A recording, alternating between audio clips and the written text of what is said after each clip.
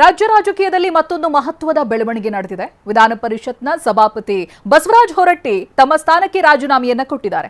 ಸಭಾಪತಿ ಸ್ಥಾನದಲ್ಲಿ ಮುಂದುವರಿಯುವುದಕ್ಕೆ ಅವರು ನಡೆಸಿದಂತ ಕೊನೆಯ ಹಂತದ ಕಸರತ್ತುಗಳು ಫಲ ನೀಡದ ಹಿನ್ನೆಲೆಯಲ್ಲಿ ಸಿಎಂ ಡಿಕೆ ಶಿವಕುಮಾರ್ ಹಾಗೆ ಕಾಂಗ್ರೆಸ್ ನಾಯಕರ ಸೂಚನೆಯಂತೆ ಅಧಿಕೃತವಾಗಿ ಅಧಿಕಾರದಿಂದ ಕೆಳಗಿಳಿದಿದ್ದಾರೆ.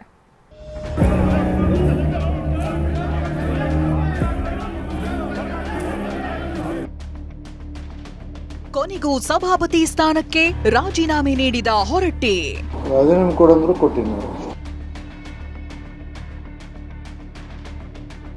ಸಿಎಂ ಡಿಕೆಶಿ ಸಮ್ಮುಖದಲ್ಲೇ ರಾಜೀನಾಮೆ, ಕ್ಷಣ ಮಾತ್ರದಲ್ಲಿ ಅಂಗೀಕಾರ.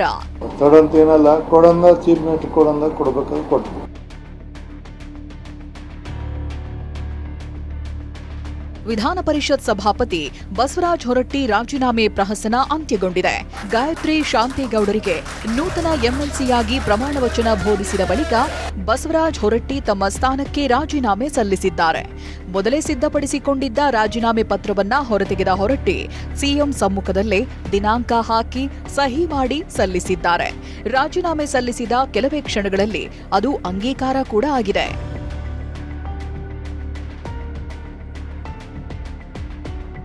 ಬಳಿಕ ಪ್ರತಿಕ್ರಿಯಿಸಿದ ಸಿಎಂ ಡಿಕೆ ಶಿವಕುಮಾರ್, ಹೊರಟ್ಟಿ ರಾಜೀನಾಮೆ ಪತ್ರವನ್ನ ಕಾರ್ಯದರ್ಶಿಗೆ ಸಲ್ಲಿಸಲಾಗಿದೆ. ತೆರವಾಗಿರುವ ಸಭಾಪತಿ ಸ್ಥಾನಕ್ಕೆ ಹೊಸಬರ ಆಯ್ಕೆ ಪ್ರಕ್ರಿಯೆ ಶೀಘ್ರದಲ್ಲೇ ನಡೆಯಲಿದೆ. ಆಗಸ್ಟ್ 14ರಂದು ಉಪಸಭಾಪತಿ ಚುನಾವಣೆ ನಡೆಯಲಿದ್ದು ಆ ನಂತರ ಸಭಾಪತಿಗಳ ಆಯ್ಕೆಯೂ ನಡೆಯಲಿದೆ ಅಂತ ಸ್ಪಷ್ಟಪಡಿಸಿದ್ರು. ನಮ್ಮ ಸಭಾಪತಿ ಸಾಹೇಬರು ನಾವೆಲ್ಲ ಕೂತ್ಕೊಂಡು ಚರ್ಚೆ ಮಾಡಿದ್ರು. ಅವರಿಗೆ ರಾಜಕೀಯದ ವಾಸ್ತವಾಂಶ ಎಲ್ಲ ಕೂಡ ಅರಿವಿದೆ. ಅವರೇ ಬಹಳ ಗೌರವದಿಂದ ಇವತ್ತು ರಾಜೀನಾಮೆಯನ್ನು ಸಲ್ಲಿಸಿದ್ದಾರೆ.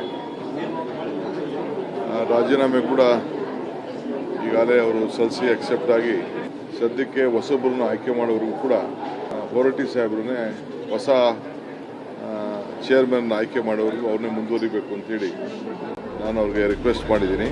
ರಾಜೀನಾಮೆ ನೀಡಿದ ಬಳಿಕ ಮಾಧ್ಯಮಗಳೊಂದಿಗೆ ಮಾತನಾಡಿದ ಬಸವರಾಜ ಹೊರಟ್ಟಿ, ನಾನು ನನ್ನ ಸ್ಥಾನಕ್ಕೆ ರಾಜೀನಾಮೆ ನೀಡಿದ್ದೇನೆ. ಇಷ್ಟು ದಿನ ಸಹಕರಿಸಿದ ಎಲ್ಲರಿಗೂ ಧನ್ಯವಾದಗಳು. ಕಾಂಗ್ರೆಸ್ ನಾಯಕರು ರಾಜೀನಾಮೆ ಕೊಡಲು ಹೇಳಿದ್ರು, ಅದಕ್ಕೆ ಕೊಟ್ಟಿದ್ದೇನೆ. ಇದರಲ್ಲಿ ಯಾವುದೇ ಒತ್ತಡವಿಲ್ಲ ಅಂದ್ರು. ರಾಜೀನಾಮೆ ಕೊಟ್ಟೆ. ಮತ್ತೇನೆಲ್ಲ ಇಲ್ಲಿವರೆಗೆ ಸಹಕಾರ ಮಾಡಿದ್ದಕ್ಕೆ ಧನ್ಯವಾದಗಳು ನಾನು ಹೇಳಿದೆ. ಅವರು ಅದನ್ನ ಹೇಳಿದರು. ಒಬ್ಬರಿಗೊಬ್ಬರು ಇಲ್ಲಿವರೆಗೆ ಸದನದಲ್ಲಿ ನಡೆದಂಥದಕ್ಕೆಲ್ಲ ಸಹಕಾರ ಮಾಡಿದ್ದಕ್ಕೆ ಕೃತಜ್ಞತೆಯನ್ನು ಸಲ್ಲಿಸಿದೆ. ಬೇರೆ ಯಾವುದೇ ವಿಷಯ ನಿಮಗೆ ನಿಜವಾಗ್ಲೂ ಒತ್ತಡ ಹಾಕಿದ್ರೆ ಅಥವಾ ನೀವು ಸ್ವಇಚ್ಛೆಯಿಂದ ಕೊಟ್ಟರು ಸಾಕು? ರಾಜೀನಾಮೆ ಕೊಡಂದ್ರು ಕೊಟ್ಟಿನಿ. ಪರೋಕ್ಷವಾಗಿ ಒತ್ತಡ ಹಾಕಬೇಕು. ಒತ್ತಡ ಅಂತ ಏನಲ್ಲ, ಕೊಡಂದ ಚೀಫ್ ಮಿನಿಸ್ಟರ್ ಕೊಡಂದಾಗ ಕೊಡ್ಬೇಕಾದ್ರೆ ಕೊಟ್ಬಿಟ್ಟು ಎಲ್ಲರಿದ್ದಾಗ ಮತ್ತು ಅದರ ಅವ್ರು ಕೇಳಿದಾಗ ನಾವು ಕೊಡೋದು ನಮ್ಮ ಡ್ಯೂಟಿ ಕೊಟ್ಟಿದ್ದೀವಿ.